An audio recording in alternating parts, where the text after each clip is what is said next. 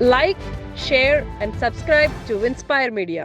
చూస్తున్నా మామ అల్లుళ్ళు తోకదగిన బల్లులాగా ఎగురులాడుతున్నారు.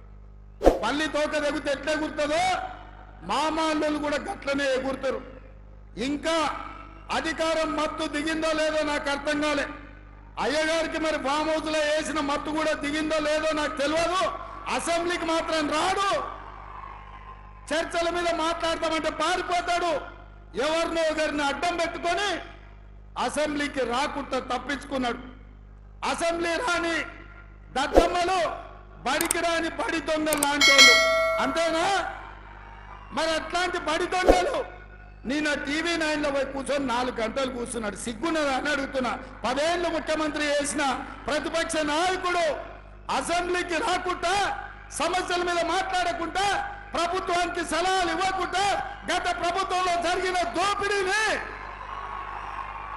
ప్రశ్నించి అంగిలాగు ఊడదీస్తామని అసెంబ్లీలో మా కళ్ళలకు చూసే ధైర్యం లేక పారిపోయి టీవీ 9లో కూర్చొని నిన్న ప్రగల్భాలు మాట్లాడుతున్నాడు.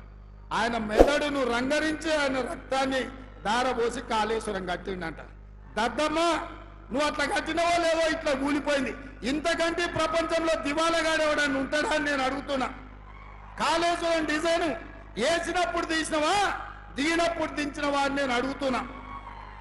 రాపోవడం ఇప్పుడు కూడా మా శ్రీధర్బాబు గారి నియోజకవర్గమే మంతన్నిలోనే కాళేశ్వరం ఉంది. చిన్న కాళేశ్వరం కలిసిపోదాం. సూటిగా సవాలు విసురుతున్న కేసీఆర్, నువ్వు కట్టిన అద్భుతం ఏందో, ఈ అద్భుతం తెలంగాణకు ఏ రకంగా ఉపయోగపడుతుందో మేమందరం వస్తాం, ఆమె కూర్చుందాం, నిపుణులను పిలిపిద్దాం, మేధావులను పిలిపిద్దాం, తెలంగాణ సమాజాన్ని ఆహ్వానిద్దాం. అన్ని ప్రభుత్వమే ఏర్పాటు చేస్తుంది. నీకు దమ్ము, ధైర్యం, నీతి, నిజాయితీ, చిత్తశుద్ధి ఉంటే రా కాళేశ్వరం పోదాం. అడిగేటోడు నీవోడే, చూపించేటోడు నీవోడే. నీ సొల్లు పురాణం అంతా 4 గంటలు చెప్తున్నావు కదా. నువ్వు కట్టింది అద్భుతమైతే కాళేశ్వరం దగ్గరనే చర్చ పెడదాం రా.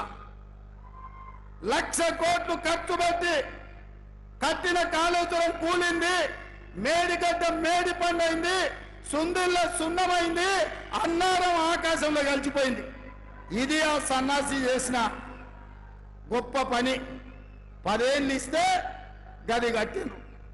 అదే మా కాంగ్రెస్ పార్టీ అధికారంలో ఉన్నప్పుడు, స్వతంత్రం వచ్చినప్పుడు పండిత్ జవహర్లాల్ నెహ్రూ గారు నాగార్జున సాగర్ కట్టిండు. ఎట్లుందో ఒక్కసారి చూడు. అదే మా పార్టీ అధికారంలో ఉన్నప్పుడు శ్రీశైలం కట్టినాం, శ్రీరామ్ సాగర్ కట్టినాం, కల్వకుర్తి కట్టినాం, భీమా కట్టినాం, నెట్టంపాడు కట్టినాం, జూరాల కట్టినాం, శ్రీహరి గారు మొదలుపెట్టిన దేవాదుల కట్టినాం. మేం కట్టిన ప్రాజెక్టులు ఎట్లున్నాయో ఒక్కసారి వచ్చి చూద్దాం రా. నువ్వు కట్టిన కాళేశ్వరం ఎట్లేడుస్తుందో ఒక్కసారి చూసేద్దాం. అందుకే ఈరోజు ఇక సన్నాసి గురించి ఎంత చెప్పినా సచ్చిన పామే. సచ్చిన పావును ఏం కొడతామా?